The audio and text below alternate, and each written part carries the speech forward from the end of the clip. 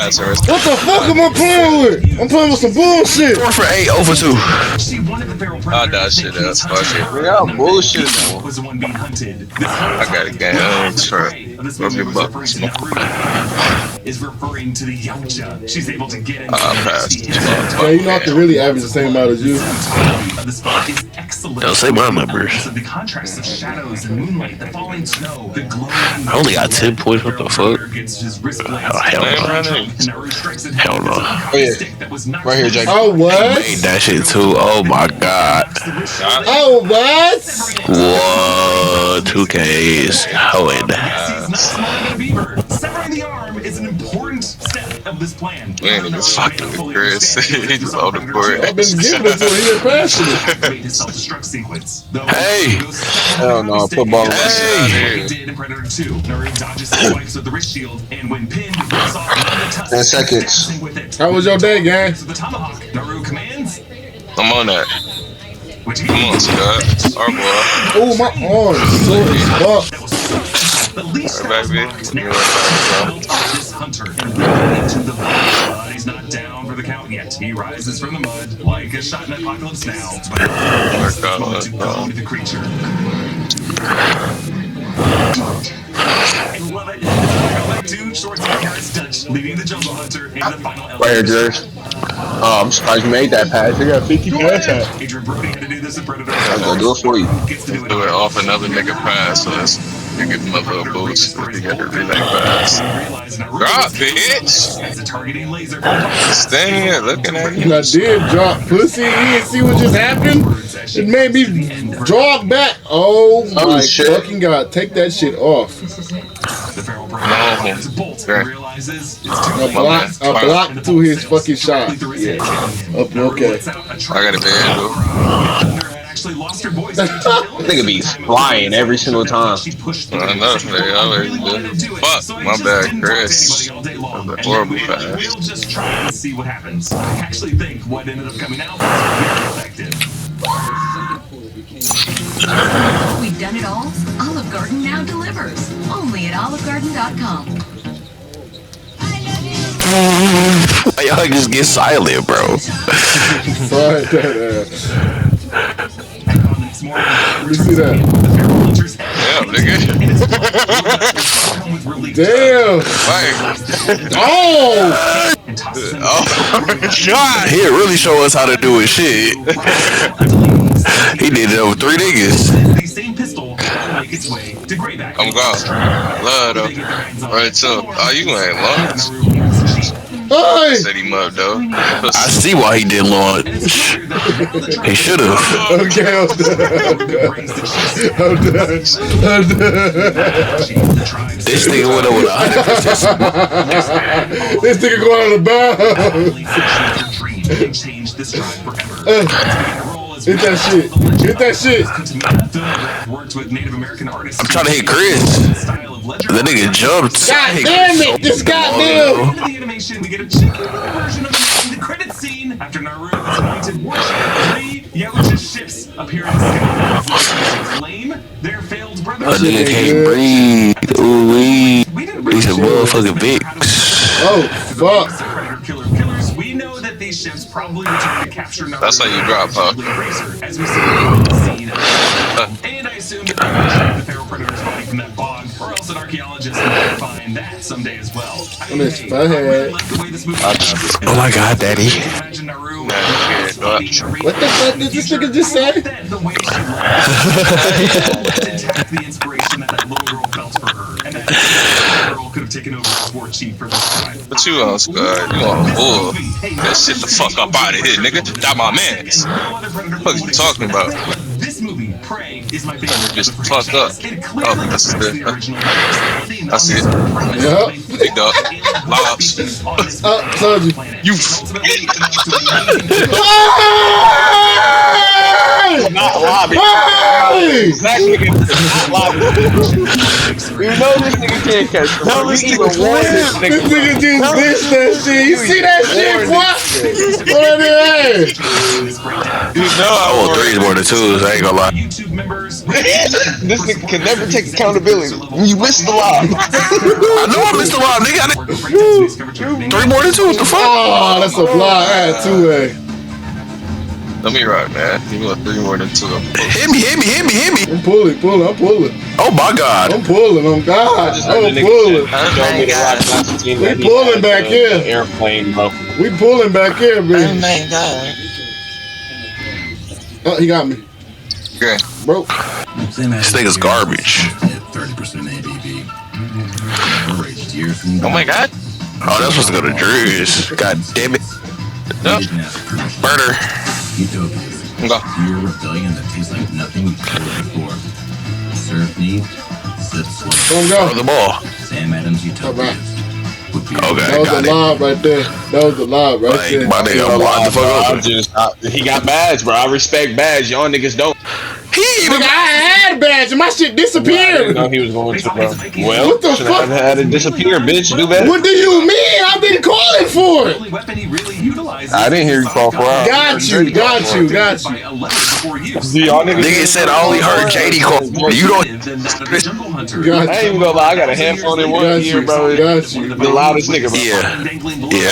Anders hits him with a spear, drawing more of that bright. Oh, they got 9. So that's what I love that shot. Good No, it was just crazy, bro. Like that. Complaining, bro. I can't even shoot from half with my badge. Nigga, you got the most shots, bro. Damn. Is trapped beneath a Of course. Can't feed my nigga JD? to collapse. Ursa is blasted by the sonic. Let me feed him. Got half of your shit. God damn it. She finds an air pocket underneath the ice as the Yautja searches. God for her. damn. His biomask showing Wow. damage from her. What the hell you? Oh, But he cannot see the cold water Thanks has to dropped Bob. the temperature. He ditches his broken biomask That around Bob his is face. something Of the many serious. different designs from the Yautja used in Killer of Killers. This guy Man, most I'm resembles itching the and shit. designs of earlier What am I- creatures like the Stop doing that shit, bro. City Hunter. I didn't even do that. Hunter tries to rely on sound to find Ursa Oh, as she dashes among the too. graveyard of frozen Viking ships. Since, as we know from Predator, the Let's play Yautja's amazing vision defense. capabilities without the biomask are not great. Each time the brute predator tries to hit Ursa with his sonic gauntlet, he slides on the ice in a nice demonstration of Newton's third law of motion. Oh, Ursa gets man. jumped on with an anchor whose chain gets wrapped around the brute predator's gauntlet. She breaks the ice with her shield. As they tussle in the icy water, she's able to Bro, if you used to have one activate assist, we would have use Team her Cam to right now. blast herself out of the water with its sonic waves, while also directing the creature. I got 20 points and we got the lead, so that don't matter. This guy did not study Shit. his Newton. As Ursa makes her way back up to the ruins of the building, she finds her son dying from his injuries in the snow. With his last breath, he asks, Oh my god. Oh my fucking god. jumped over your ass, boy. most likely asking about the creature they were just fighting, but it also refers to the monster of vengeance that Ursa still has inside of herself. Had she not spent her life pursuing revenge on Zoran, she could have just lived peacefully with her son and avoided this untimely death. As she holds her dying son in her hands, we transition to Ursa in some sort of vehicle, totally anachronistic for her time, with a glowing collar around her neck. Wait, what? This will all be revealed in Let's the see you out there, chapter, brother. of course, but for now, we focus on the fact that the other person with her, sitting on his knees. We cut to black as narration in Japanese begins. Well, I gotta The get subtitles read, the leaves of the tree. Yet when they fall, Let him have it, bro. Guard the 3. I'm not helping. Even though these brothers are raised together, Why they that nigga lead move? separate lives with much different paths. Here in the U.S., November is all about Thanksgiving. Almost Come to- everybody bro. got hot takes on the right way. Come to the ball. I thought I was getting in sooner, bro. It's easy to forget that for the rest of the world, it's just November, and they've got their own seasonal treats that normally we don't get to try. But getting to try Hey! in Japan is exactly what I love about Tokyo Treat and Sakurako. Tokyo Treat is a fun and exclusive monthly snack box packed with Japan's coolest and craziest treats. Each month you Let's get go. premium Let's snacks go. normally only available in Japan, like specialized Kit Kat, potato chip noodles, and the latest treats shipped straight to your door. And each box contains a cultural booklet featuring snack descriptions, information, fun insights about Japanese culture, and some detail about the There go that one that says we still ain't get team chemistry. It's all about autumn on Mount Fuji. You say, bitch. Like Bob strawberry white chocolate, crunky, Mike's soy sauce popcorn, and You going sweet to the potato left. puku puku taco, Man, Mount Fuji that shit used choco to crunch, crack. sandwich cookies, and these melon high chews. Hell yeah, it's not kind of the same. Everybody's still doing the same shit. It's got a little burst of melon in there. It's very pleasant. I love high chews. Oh. I will choose high chews every day of the week. For more traditional and authentic shit went away too. from Japan, check out Sakurako. Sakurako's November box is inspired by Nagano, a peaceful area in the Japanese Alps with its own distinct culinary culture. Enjoy a melon hojicha alongside the apple pie Danish, walnut biscuit, chestnut pie, mitarashi mochi, and all the other tasty treats in this month's Sakurako box. This month's box comes with this really cool saga shippo plate and this really good melon hojicha. So treat yourself or some loved ones this holiday season with Tokyo Treat and Sakurako snack boxes. Enjoy worldwide shipping and delivery straight to your door. And use code New Rockstars for $5 off. Or check the link below for their special holiday deals. And thank you so much to Tokyo Treat and Sakurako for sponsoring this video. We're not going to hear much dialogue in this chapter as the story is told mainly through visuals, which I think is a great. All right, I'm just not open, I guess. Fuck them up. I guess I'm not open, brother. It's a return to the Predator franchise for him as he played Hanzo in 2010's Predators, where he also squared off with a katana against the Yautja. It's feudal Japan in 1609, and brothers Kenji and Kiyoshi are raised as fighters by their stern samurai warlord father. One day as they spar with sticks, they are suddenly called by their father to battle each other with real swords in order to determine who will become their father's successor. I love the detail. The Maya Date on the helmet or kabuto looks like a scar, something that would be a defining feature of Kenji, ultimately inherit his father's legacy. Pops slices into the railing with one of the katanas, a mark that will remain over time and weaken the wood. When Kenji pushes Kiyoshi into it later during their battle, this mark will let me dunk on the nigga, bro.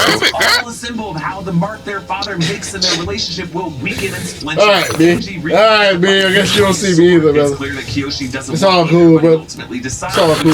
Slicing his brother's face in the shit. I was gonna say, as but it Kiyoshi dies placed on his father's side, Kenji flees the compound as the title of the second chapter comes on screen, The Sword. Above it, we see the Japanese kanji for sword. Just like this chapter, it drips with the blood. It's a pure slasher, bro. Throughout this chapter, I love this helmet design of the two jagged pieces, one longer, one shorter, representing the two brothers bound together by blood. It's now 20 years later in 1629, and Kiyoshi's father has died. Kiyoshi sits next to his father wearing the same symbol his father had worn on his robes and samurai armor. As the bells toll, a villager in a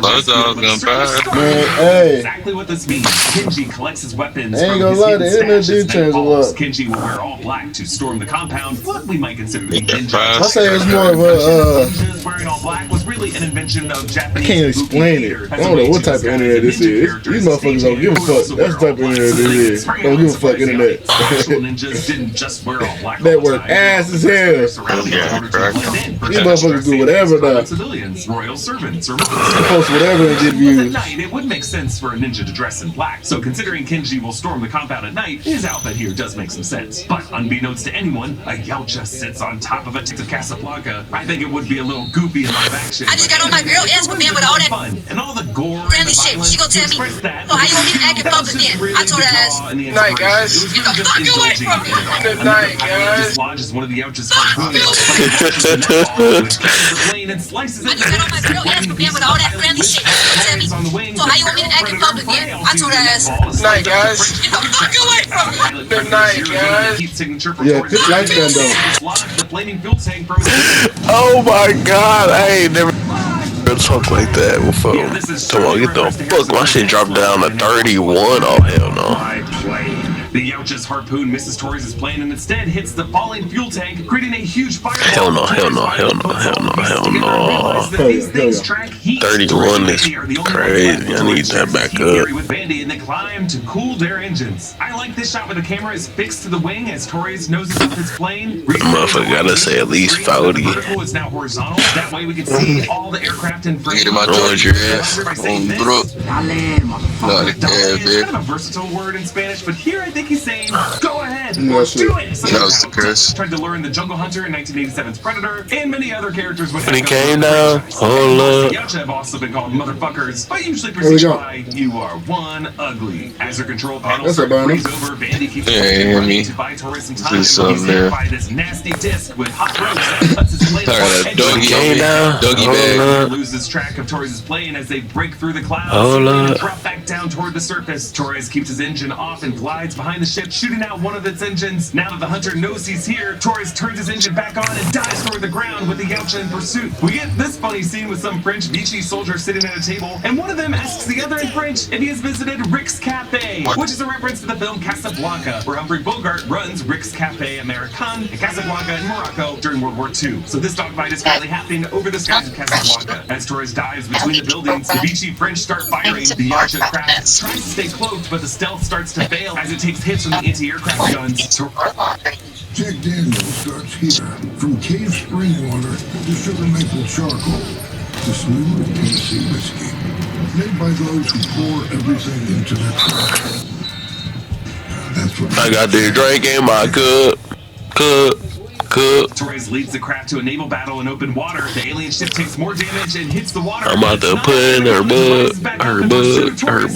Blown in the cockpit. Taking a moment to think, cause she is my spud. floods his plane's engine with gas. Then he goads the Yautja to come one more time, just like Dutch in the first Predator film. Come on!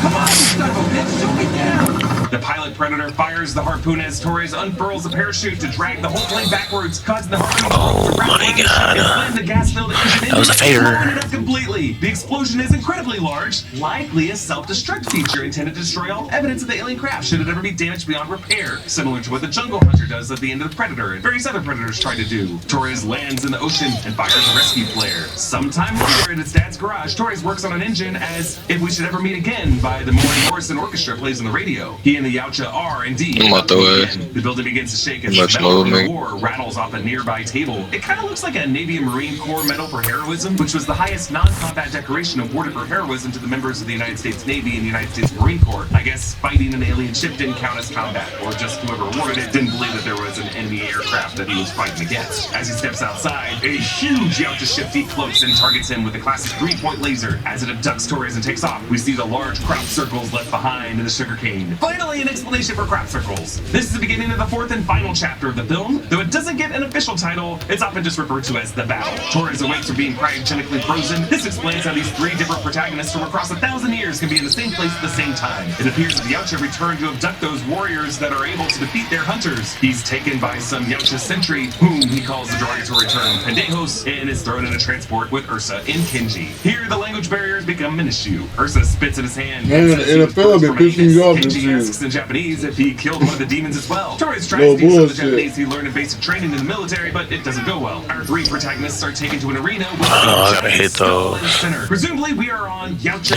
the homeworld featured in some of the expanded comics and novels in the Predator franchise. Trachtenberg has indicated in some interviews that the clan we meet in Killer Killers is not representative of the Yautja as a whole. But we do know, given the tease at the end, that the feral predator from this clan is bump me out of butt. Alright, and I'm passing it. He did the giant strap. I ain't never seen that shit before. He said, "See him in the seatbelt." Steps down from a ship. I love the design from these long spines draped over his shoulders that form a cape. Some fans theorize that these long spines belong to xenomorphs, but co-director Joshua Wasson told the direct that the vertebrae could belong to any number of creatures, saying, quote, "I will say that we designed that character to be as regal as possible, mixed with the most brutality you can imagine, but we really wanted fans to decide where each of those crazy skeletons come from. We figured there are all kinds of fun possibilities, because it's not just one, there are a lot of them. So that's where I believe it is really up to fans, and to kind of put the history into this character. Grendel is a monstrous character from the epic Beowulf, which would have been created during Ursa's time in history. Grendel is described in the epic as a creature of darkness, the destroyer and devourer of humankind, and very terrible to look upon. So we see how she's kind of applying her own Mupizio legend to these creatures. For one of the first times, that's what you get for flopping. You just gotta cook about the weakest shit ever. For our protagonists via their collars. They are to fight to the death, with the winner ultimately facing the Grendel King.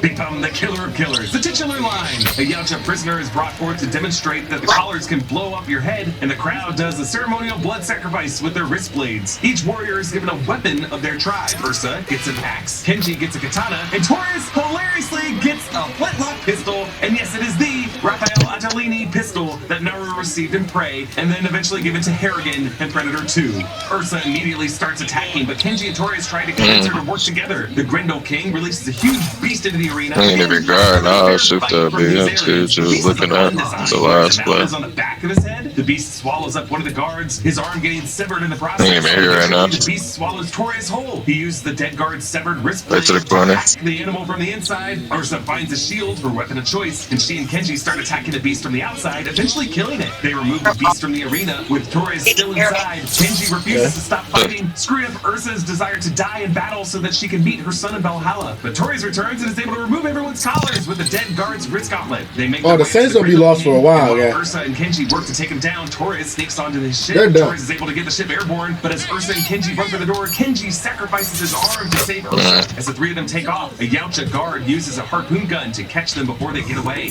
Realizing she'd rather be in Valhalla with Anders than with these dudes, Ursa finally slays the monster inside her, tells Kenji and Torres to not avenge her, and slides down the chain on her shield. She breaks the mechanism, releasing the ship, which takes off into the sky. Kenji calls Torres his brother. The Grendel King is like, fuck yeah, and calls his people to let's go hunting, as several of the Yautja spaceships take off in pursuit. The end! But wait, there's a post-ending scene. Ursa was not killed, but rather was placed back in a cryostasis, which also means she's still not in Valhalla. As some Yautja sentries lead her pod to the storage facility, a very Raiders of the Lost Ark ending, if you ask me. We pass by many cryostasis pods that presumably contain many warriors who have defeated Yautja hunters. There seems to be thousands of pods, so maybe these guys actually get killed a lot. I mean, I guess if you're freezing bodies for thousands of years, everything. some pods contain alien-looking creatures, while others hold what look to be humans. As we pass by one row of cryostasis pods, the camera lingers and zooms in to reveal Naru, the Comanche warrior from Prey. You can also hear the strings from the song Predator Instinct from Sarah Schachter's awesome score for that film. This explains the animation at the end of the credits of Prey that shows three Yautja spaceships returning to confront Naru. Turns out they took her and placed her in cryostasis. Now, like 6 weeks after this movie came out at San Diego Comic-Con in 2025, where I actually got to interview Dan Trachtenberg and the stars of Predator Badlands, there in Hall H I got to see Dan Trachtenberg showing an extended version of this scene that revealed the Yautja had you just sitting there, just dribble till you get 3 seconds. In cryostasis as well. So I guess Harrigan was right when he predicted the Yautja would be back. It also means that the Raphael Adolini flintlock pistol made it to the arena after the events of Predator 2. And then whenever this is right now, it must be at least after the year 1997. So who knows where we are in the future? It could be long after that. Now, when Trachtenberg revealed this at Comic-Con, he also said that Arnold Schwarzenegger gave his blessing for the Dutch character to return in news stories. So if there ever is a follow-up to Killer of Killers, we'll have to see if Naru, Dutch, and Harrigan could wake up out of deep freeze. The working title for Killer of Killers was Warehouse, and seeing this deep storage facility really explains why this project started with that title. Trachtenberg told Polygon, quote, "So the movie was made under the codename Warehouse, as that end moment was the original idea pitched to the studio, and it felt like the end of Raiders of the Lost Ark. Certainly Arnold, like many others, was a survivor of his long history, and one could easily imagine him up there in cryo, along with any other Earth champion, or champion from other planets. The end credits retell the 4 chapters of the story in a style representative of each character's culture. Ursa's story is told in Nordic wood carvings, Kenji's has a traditional Japanese style, Torres' story is told with American World War II propaganda-style posters, and the final chapter is represented in Yautja-style tech. And that is everything we found in 2025's Predator Killer of Killers. Huge thanks to Brandon Barrett for writing and researching this breakdown. Big thanks to all of our channel members, including Bro, who supports us on the executive producer level. Follow me at EA Boss, and subscribe to all the channels in the New Rockstars Network for breakdowns, news coverage, and everything you love. Thanks for watching, and I'll see you next time. Bye!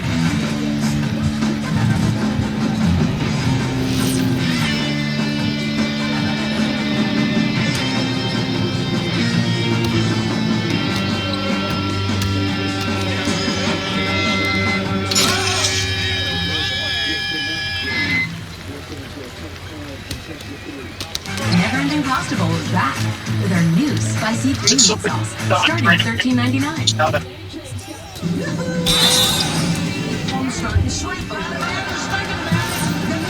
Supposed to ask the women out. That hasn't been true for 30 years. I haven't dated in 30 years. Happy's Place, new tonight on NBC and Peacock.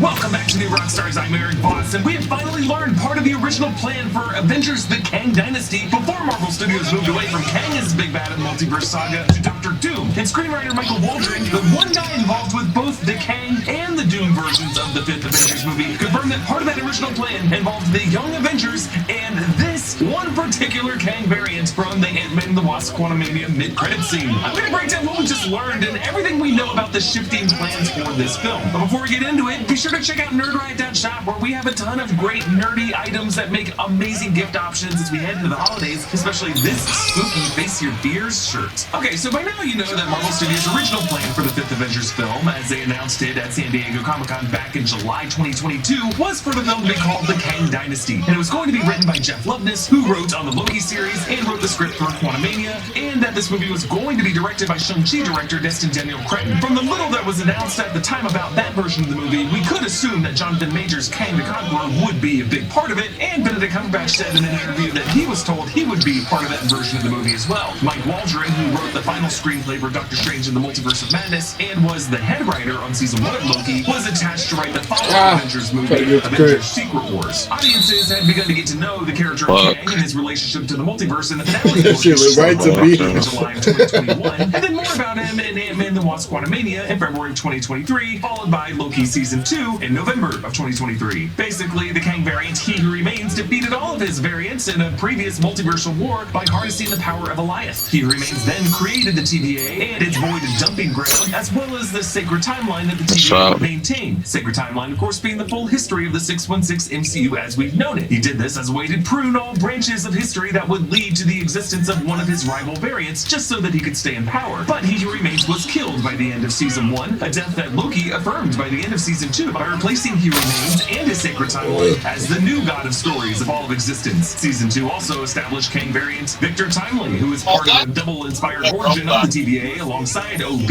and whose beginnings as a Chicago area candlemaker were left unaltered now when the TVA handbook was not thrown through its window. Quantumania went on to tell us the story of the arguably worst of the Kangs, Kang the Conqueror, who was exiled by the other Kangs into the quantum realm. Ant-Man Scott Lang defeated him by banishing that Kang into a probability storm, and that film ended in an uncertain state where Scott Lang wasn't sure whether he was truly victorious over the Kang he fought in the quantum realm or not. At the time, I made some videos breaking down how Kang's green and purple colors were subliminally put all over that final scene of that movie.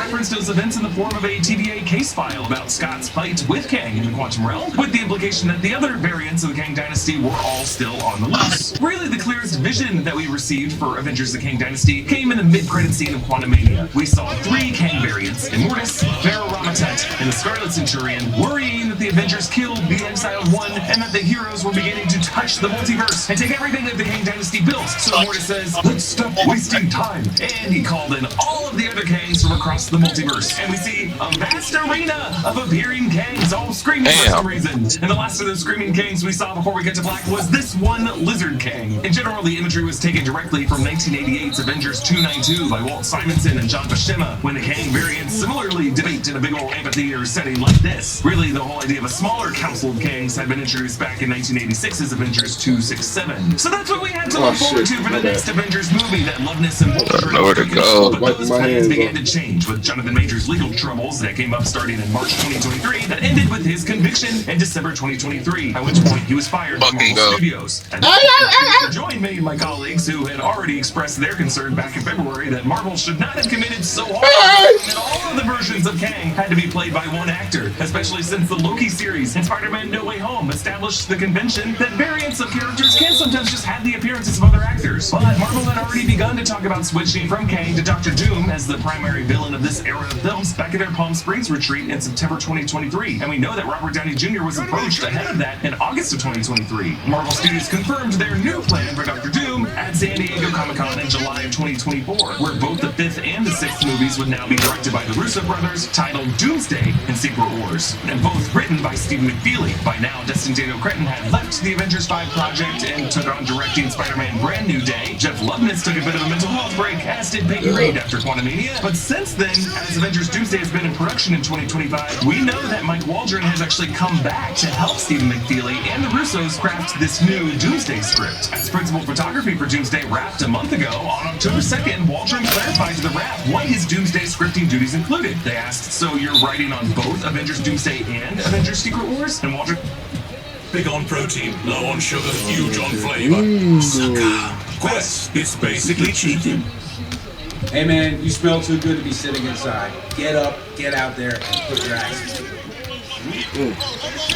London helping that team out while in post on Chad Powers. And again, that's only possible if you have a partnership like this. If I can look at my producing partner and say, all right, I have to disappear into Marvel world and I trust your creative instincts enough to speak for the show. Adam and I have to be a hive mind in many ways. And then they ask, were you working on Avengers Kang Dynasty at all before that became Avengers Doomsday? And Waldron clarified, Kang Dynasty was Jeff Loveness, my friend, who was writing that with Destin Daniel Cretton, who's now doing Spider-Man Brand New Day. Because I was writing the movie after that, but there wasn't a filmmaker attached yet, I was just involved in all those conversations. When that movie went away, I was working on Wolverine and Secret Wars for a time, and then they brought in the Russos and Steve McFeely right at the time we were going to make Chad Powers. As those guys got in and wrapped their hands around what these movies were going to be, I was off doing this insane thing, and when that finished, there was an opportunity for me to come back in and get to know Joe and Anthony and Steve, and really just help however I could. That's what I'm trying to do, is just support them. So Walter's referring to his new projects like Chad Powers, which is a great show, and recently he was on a Reddit AMA to promote that series, and Waldron finally what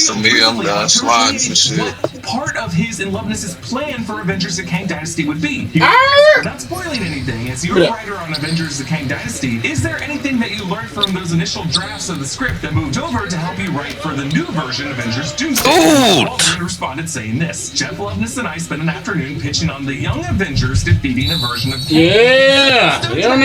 Discovered that particular Kang carried a little card and said to be patient with him. It was his first day as Kang, and they were so bummed. I think it was going to be the Lizard Kang from the end of Kang Dynasty. I don't know. Anyway, we had fun. I get it when I got Waldron was referring to the end of Quantumania, because that would explain that mid-credit scene, why it ended with this particular Kang with reptilian skin. It sounds like it wasn't just an example of the variety of Kangs, including some... Hey, give me that shit! Whatever this Act 1 conflict Avengers: The Kang Dynasty movie... It's wide open, boy! Loveness and Waldron were working on. It also sounds like there was going to be some attempts at humor when it comes to how some of these Kangs were going to be beaten. And actually, it kind of sounds like the sort of humor that He Remains gave off when he was explaining everything to Loki and Sylvie in the Citadel. But the Young Avengers being so important, it kind of confirms what many of us thought, that the Young Avengers were going to be part of the lineup of the heroes for Avengers: The Kang Dynasty. And given the context of the question on Reddit that Waldron was answering, it sounds like the Young Avengers will also still be there in Doomsday. So we need to ask, who were the Young Avengers of that version of this movie going to be, and who could still be there in the lineup for Doomsday? New Rockstars is constantly working on 1,000 things at once. At a minimum, we're putting out daily videos, recording podcasts, researching for upcoming videos, managing our social feeds, coordinating with sponsors, and just, trying to keep everybody on the same page about what's going on with everything. It can be a fuck it, nobody covered. I thought you do a turtle, right? Hell no. Y'all taking 5 years to count. I want to get a 5-second game. Do for you. Odoo's project application offers a comprehensive and flexible project management solution that enables individuals and businesses to track project progress, deadlines, and resources while collaborating in real time. With Odoo, you can get a clear overview. It gives you the flexibility to create projects with custom stages, create subtasks for complex projects, and assign a point person to be in charge. Odoo also makes it easy to set priorities, define tags, and set deadlines. Odoo lets you centralize and manage information in one place through a built-in chat app. You can send emails, add notes, tag your colleagues, and attach a file to any task, or schedule activities such as to-dos, calls, meetings, and reminders. You can also change how you view your projects depending on what you need, using a Kanban view to organize tasks by stage, a Gantt view for a more timeline-focused or a list view for your data and performing batch actions. Odoo is simple, powerful, and an easy way to level up your organization. To get started, click the link in the description below. You'll get a free 15-day trial, no credit card required. Only select the apps you need. Any single app is free. And thanks again to Odoo for sponsoring today's video. Well, assuming this is going to be part of the vision for the multiverse saga that I witnessed at Marvel's panel at D23 in August 2022, which was the last time Marvel presented their vision to the public before the majors news changed everything in March 2023. We knew at that time that Ironheart was originally going to come much earlier, and that the Marvels was originally going to come a lot earlier. Obviously, with the labor union strikes that were down the summer, that also delayed a lot of things. I actually got to interview Milani one-on-one twice. Once after his Marvel finished in July 2022, and then again after the Marvel finished in 2023. And in that second interview, Iman told me that was post-credit scene that that shit hit the backbone hard as fuck. Additional character who are also going to be in that room. And now looking back on that, I'm almost certain that one of the additional characters was going to be Riri Williams. Another character, I'm pretty sure would have been Cassie. Oh hell! What the fuck? I tried to pump fake and I was gonna hit JD because I thought this man was gonna jump. Ready to snap. Snap into a Slim Jim. Hey, maybe take that weak ass fucking fade. Elegant touch. He wanna shoot. Elevate every day. aka Wicked Joe Locke, who would have been introduced in at a much earlier point, and his brother Tommy, aka Speed, Ruri Malika, who would That was coming to you, JD. How to cut. before Avengers: The Kang Dynasty was released. Now you're going to think, wait, how would that have ever been possible? I think we're going to know more later in 2026 when Vision Quest comes out and we're able to interview some of the people involved with it, but I've heard mixed reports from sources at Marvel that production for Vision Quest and some versions of the show might have been done before the summer 2023 labor strikes, and I've heard other reports that other parts of the production were done or maybe 2024. But assuming this intended Young Avengers plan also had Waldron involved, I guess that lineup probably would have also included Xochitl Gomez as America Chavez from Multiverse of Madness. Whether they were called the Young Avengers or they could have gone by more proper names like the Champions. Either way, this was roughly the lineup that would have beaten down this Lizard Kang. But in my first interview with Iman back in July of 2022, she confirmed exclusively to me that Kamala's time travel to save her own grandmother by using her bangle was also something that the actress saw as connected to Kang, and even revealed that the bangle had an original inscription that made this more explicit. Do you think Kang or He Who Remains might have planned specifically for Kamala to go back in time? Yeah. Okay, so the inscription on the bangle used to be what is destined for you will come for you. We did change it, but I like to use that as a way of, justifying how Kamala goes back in time and why that was meant to happen. There's so many questions. We really wanted to bring punches to the story. Okay. I know it's cramming a lot in episode 4 and 5, but we didn't know if we were gonna have season 2, and we had to put all our cards on the table and just show everything about this culture and the history of it. And so that line, what's destined for you will come to you, that gives you the people sense of this was meant to happen, predestination, even if it kind of hurts the endgame time travel rules. But so does old Steve Rogers. So exactly. With her in November 2023, she revealed that an earlier draft of the Marvels established the burial site of the second bangle was the burial site of Eon, who is the Marvel cosmic entity who represents time. Oh, you little naming bitch. them quantum bands imply any other. Oh, you little bitch. I still think Eon. Okay. Right.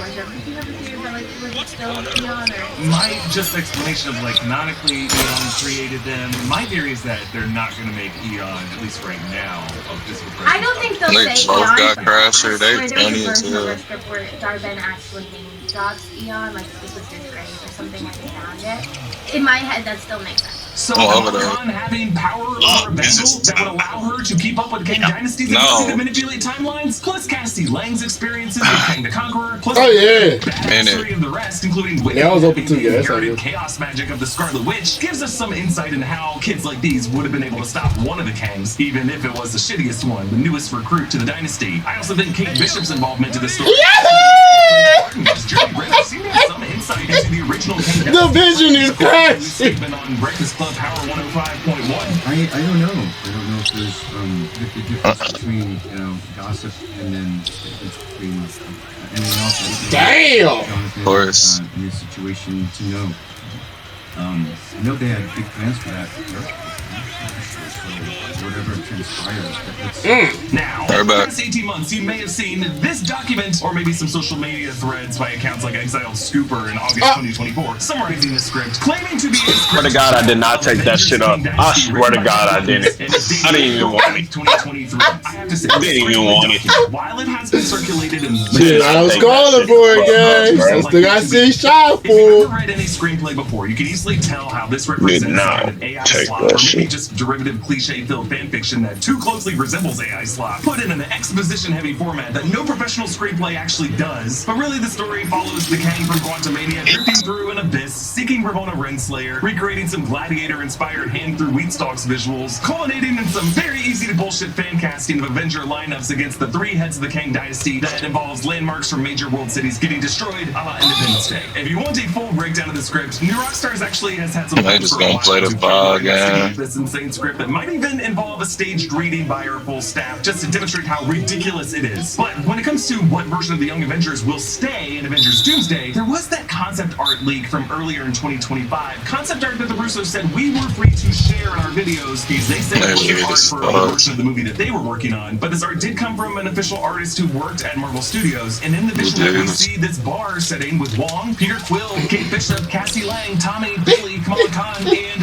Duke, a fat green alien who joins the X-Force in the comics. Actually, a recent, probably bogus 4chan rumor that we wrote down on this week's episode of the Rumor Rundown included this guy and actually called him Droop, but it was probably some AI slop that included a description of this concept art that appeared in other sources. But I can understand why Marvel fans out there, maybe a lot of you watching this video, aren't ready yet to discount all of these sources, because this same batch of concept art included the visual that used the likeness of Damson Idris as a new Black Panther. And Damson Idris just this week turned up at the World event holding hands with Angela Bassett, who's wearing a gown that was inspired to look like the Wakandan garb of Ramonda. So it's looking even more likely that this guy could start barking at niggas on the universe. So when it comes to the young Avengers, let's go hype y'all up. Fuck it. Let's get pounding could shit. some version of that team still be in Doomsday? Could they be in Secret Wars? Probably yes, at least in part. Comment down below with your